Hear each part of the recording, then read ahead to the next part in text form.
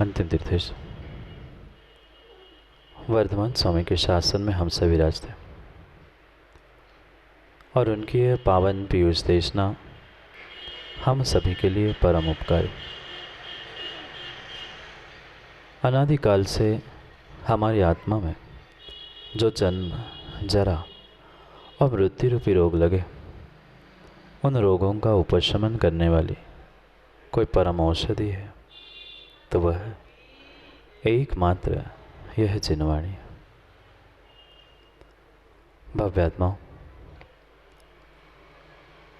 कुछ दिन पहले मैं सामायिक में बैठा था और सामायिक में बैठे बैठे एक बहुत बड़ी चीख, बहुत बड़ी आवाज़ मैंने सुनी। मुझे ऐसा लग रहा था कि कोई मेरे कान में ही आके चिल्ला रहा है, चीख रहा है, रो रहा है। मैंने सोचा कि सामायिक तो अपनी जगह पे है,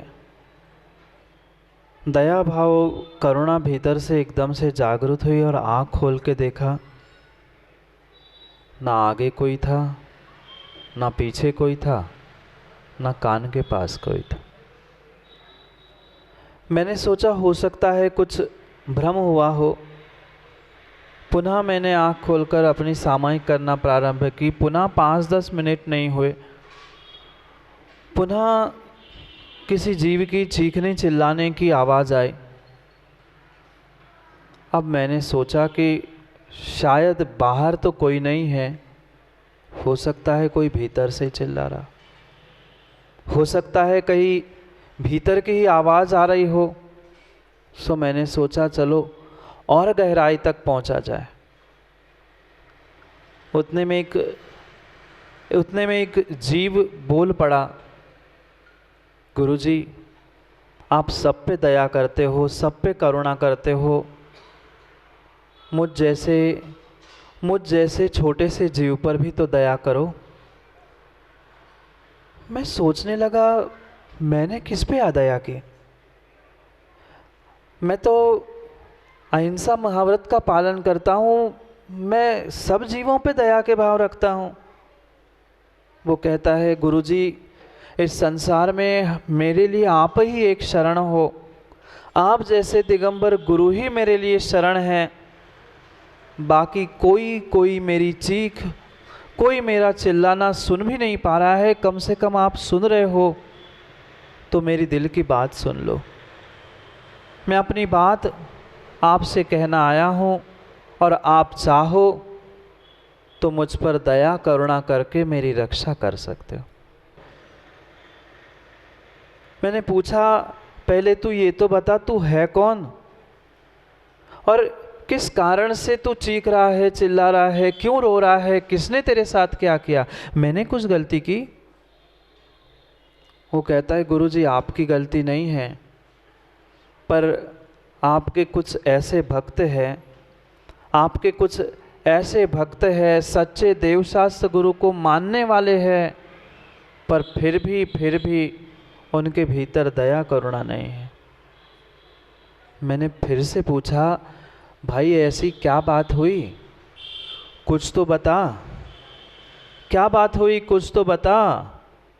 वो फिर से कहता है, वो घंटों घंटों भगवान की पूजा तो करते हैं, घंटों घंटों भगवान का अभिषेक करते हैं, आपके लिए आहार दान की व्यवस्था करते हैं, सब कुछ करते हैं, मान लिया, पर थोड़ी सी उनको अहिंसा धर्म की, दया करुणा की भी बात गुरुजी आप सिखाओ ना। मैंने कहा, भाई मैं तो सिखा दूँ, पर सीखने और सुनने की ताकत सामने वाले में हो तो मैं सीख दूँ। कितने गुरुओं ने करुणा धारण करके सीख दी, पर कोई अपना मन थिर करके उसे सीख नहीं पाया, अपने कल्याण की बात ही नहीं समझ पाए। अनादि का जो मोह मद चढ़ा है, उसे उस मोह मद से आँख खोलने की इच्छा ही नहीं हो रही है, जिस कारण से वो सामने सत्य को देखकर भी मान नहीं रहा। फिर वो कहता है, गुरुजी मुझे विश्वास है आप दिगंबर मुनि हो और आपकी बात कोई टालने वाला नहीं है। अगर वो सच्चा सम्यक दृष्टि जीव है, अगर उसे सच्चे देवशास्त्र गुरु पे श्रद्धा है, तो वो आपकी बात टालेगा नहीं। मैंने कहा भाई ठीक है, मैं फिर से प्रयास करता हूँ, पर तू बोल तो क्या बात है, मैं किस लिए तुम्हारी बात किस मुंह से कहूँ और क्या कहूँ। कहता है गुरुजी मेरे पास दूसरों को सुनाने के लिए मुंह नहीं है, मैं मात्र आप जैसे साधु संतों को ही अपनी आप बीती सुना सकता हूँ। दुनिया की कोई शक्ति नहीं है कि मैं अपनी आप बीती किसी दूसरों को सुना पाऊँ। वो कहता है, वो जीव कह रहा था, गुरुजी आप सुन रहे हैं, मैं अपनी आप बीती आपके कान में, आपके हृदय में, आपके मन में कहना चाहता हूँ, क्योंकि दुनिया से कहने के लिए, दुनिया को कहने के लिए अच्छे संचालक की, अच्छे वक्ता की ज़रूरत होती है। राजेंद्र पंडित जी, जो कानों से सुनता है उसके लिए अच्छे वक्ता की ज़रूरत होती है। मैं अच्छा वक्ता नहीं, मेरे पास मुंह ही नहीं है, जिह्वा ही नहीं है, मैं किस मुंह से और किस जिह्वा से अपना बखान करूं। न मेरे पास आँख है, न मेरे पास कान है, मेरे पास शेष कोई इंद्रिया ही नहीं है, मात्र मैं चेतना से जान रहा हूँ, और जो चेतना से जानता है मात्र उसको ही कह पाता। आप ज्ञान दर्शन चेतना से जान रहे हो, इसलिए अपनी दिल की बात दिल से, कानों से नहीं, दिल से सुनने वालों को सुनाना चाहता हूँ, मन से सुनने वालों को और चेतना से सुनने वालों को सुनाना चाहता हूँ। मैं भी उस दिन सामायिक में हक्का बक्का सा रह गया कि आज हो क्या रहा है, आज हो क्या रहा है। मैं दुनिया को सुनाने वाला, मैं कानों से सुनने वाला, आज ये कौन सा जीव आया है जो मुझे हृदय से और दिल से सुनाना चाहता है। और माँ स्वाभाविक सी बात है, कोई अपनी दिल की बात सुनाना चाहे, आप नहीं सुनोगे, मैं तो सुनता हूँ, चाहे बड़ा हो, चाहे छोटा हो, चाहे कैसा ही क्यों ना हो। कोई कहे कि महाराज हमें दिल की बात कहनी है, मैं तो समय दे देता। फिर मैंने कहा भाई बोल तो, क्या आप तुम पे बीती, तुम किन भक्तों को क्या समझाना चाहते हो। एक तरफ तो कह रहे हो वे भक्त है, पूजा पाठ सब कर रहे हैं, फिर भी क्या समझाना है। कहते पूजा पाठ धर्म मात्र दिखावे का तो वे बहुत अच्छे से करते हैं, पर वे भूल जाते हैं कि मेरे जैसे छोटे छोटे जीवों का वो कितना विघात करते हैं। पड़ोसी मरा था जिससे कोई लेना देना नहीं था, वो मरता था तो हृदय तिल तिल टूटता था कि मेरा नंबर ना आ जाए, मेरा नंबर ना आ जाए। फिर एक सांस में 18 बार मरा होगा जो जीव, उस पर क्या बीती होगी। उस जीव की नहीं पंडित जी, इस जीव की भी तो सोचो। इस जीव ने भी 18 बार जन्म मरण किया, अंतर मुहूर्त में 66,336 बार जन्म और मरण किया। विचार करो, उन एक एक दुखों को मैं भोग के आया था। वास्तव में उस दिन की सामायिक ऐसी अद्भुत सामायिक थी कि मैंने अपनी जीवन की यात्रा प्रारंभ की उस निगोद से। पहला चोला पहना था उस निगोद पर्याय का, वह साधारण वनस्पति के रूप में मैं वहाँ से निकलकर पूरे लोक की 3 लोक की यात्रा मैंने कर ली। चंद 8 स्थान छोड़कर, मात्र 8 स्थान छोड़कर बाकी सभी स्थानों पर मैं निगोदिया बनकर रह के आया। पृथ्वी कायिक, जल कायिक, अग्नि कायिक, केवली भगवान, आहारक रिद्धिधारी मुनिराज, आहारक शरीर और देवनार की इनके शरीर को छोड़कर सभी के शरीर में सभी अवस्थाओं में मैं निगोदिया बनकर रह के आया। मात्र इन 8 पर्याय, 8 स्थान, 8 शरीर को छोड़कर सभी स्थानों पे, सभी शरीर में और 3 लोक के प्रत्येक क्षेत्र को मैं भटकते भटकते तीव्र गति से पूरा भोग के आया। और एक बार का मरना देखना, सुनना, कैसे तड़प रहे थे, बिलख रहे थे। वे लोग दिखाने आते थे मोबाइल पे कि ये बिलख रहे हैं, देखो महाराज जी ऐसा तड़प रहा है, वो कोरोना में मर रहा है। उनकी तड़पन और का दुख देखकर हृदय पसीज जाता था। वे तो इंसान था, बोल रहा था, चिल्ला रहा था, चीख रहा था, बचाओ बचाओ कह सकता था, पर वह निगोदिया की मृत्यु, निगोदिया का जन्म ऐसा था जैसे किसी व्यक्ति के मुख को बांध दिया, आंखें बांध ली, कान बांध लिया, हाथ पैर बांध लिए और हो रही सुटाई। कोई इधर से पीट रहा है, कोई उधर से पीट रहा है, कहीं मार रहा है, मार तो खा रहा है, दुख दर्द तो भोग रहा है, पर कहने की शक्ति नहीं है, क्योंकि मात्र और मात्र एक इंद्रिय तनधार, मात्र स्पर्शनेंद्रिय मिली थी, मात्र स्पर्शनेंद्रिय मिली थी और ऐसा दुख भोगा था। किसने? सनत प्राचार्य जी, किसने? किसी दूसरे ने दुख नहीं भोगा, यहाँ बैठे हुए प्रत्येक जीव ने वहीं से अपनी जीवन यात्रा प्रारंभ की थी।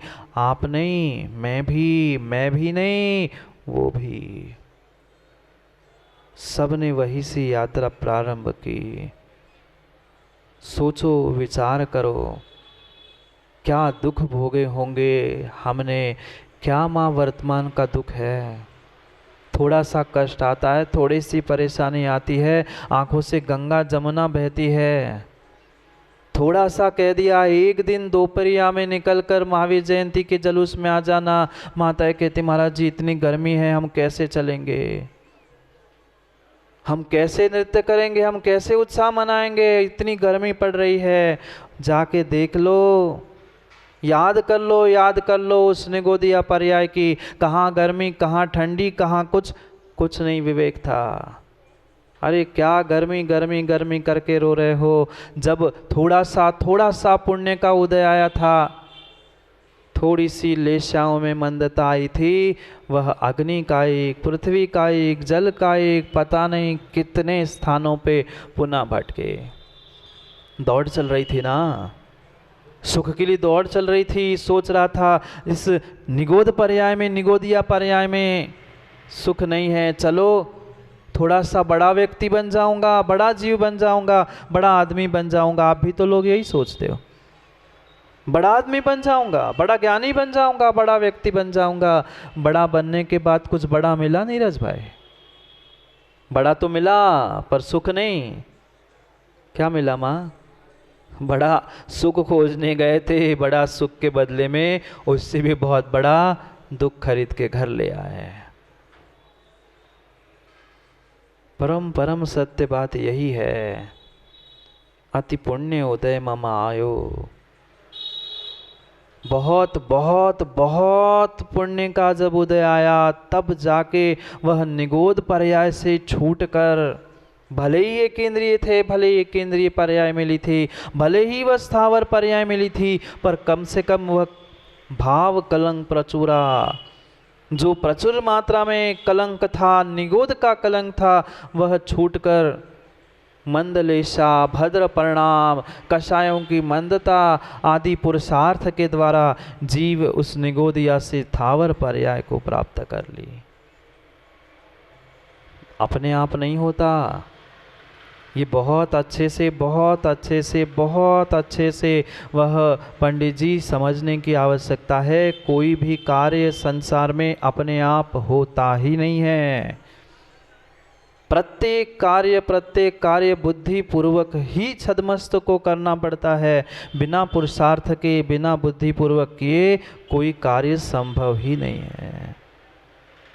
वहाँ भी पुरुषार्थ था, निगोद से निकलने के लिए भी पुरुषार्थ था। माँ पुरुषार्थ का मतलब मात्र शरीर का पुरुषार्थ नहीं है, ये था प्रचंड पुरुषार्थ निगोद से निकलने के लिए। भावों की विशुद्धि, लेशाओं की मंदता, कसायों की मंदता, इसके निमित्त से वहाँ से वह थावर बन गया। पढ़ा ना 5वें छंद में पंडित जी छड़ाला के माध्यम से ही मेरी जीवन यात्रा समझ रहे हैं। छड़ाला के माध्यम से मेरी जीवन यात्रा समझ रहे, आपकी आप जानो, मेरी जीवन यात्रा समझ रहे थे। एक श्वास में, पढ़ो याद है ना, एक श्वास में 8-10 बार जन्म्यो मर्यो भर्यो दुख भार, निकसी भूमि जल पावक भयो, पवन प्रत्येक वनस्पति थयो। कितने ज्ञानी है ना माँ, एक एक पंक्ति, एक एक शब्द, एक एक अक्षर ऐसे रटे, ऐसे रटे, ऐसे रटे, रट रट के रपट गए, पर भीतर कुछ अनुभूति नहीं कर पाए। कभी उन जीवों की बात भी तो सुन लो। जिस जीव की भी मैंने बात सामायिक में सुन ली, मैं उसकी बात आप तक पहुंचाना चाहता हूँ। कम से कम उन जीवों पर मत करो माँ, बिल्कुल मत करो। इस जीव पर तो दया करो, अपने जीव पर तो दया करो। अगर उन जीवों पर दया नहीं करोगे तो जहाँ से निकले थे पुनः वही पहुँचोगे। बिल्कुल ये अटल सिद्धांत है, अटल सिद्धांत है। तुम जिन जिन जीवों की विराधना करोगे, अगर उसी समय आयु का बंध अपकर्षण काल आएगा तो चंदावली वाले पंडित जी, जीव वही पर्याय को प्राप्त करेगा। ऐसा नहीं है? बोलो ना, ऐसा ही है, चाहे मानो चाहे नहीं मानो। परम सत्य तो बात यही है। थावर की जतन न कीनी, उर्मे करुणा नहीं लीनी। पत्थर को तो सुनाया होगा ना माँ, पत्थर को तो सुनाया होगा ना, पत्थर के भगवान को तो जाके घंटों घंटों आलोचना सपाठ सुनाया ना। कई बार दिन में 2-2 बार उस पत्थर के भगवान को जाके माथा फोड़ के आए, उनको सुना के आए, थावर की जतन न कीनी, उर्मे करना नहीं लीनी। उस भगवान को पत्थर के तो सुना के आए, पत्थर भगवान आत्मा को सुना पाए?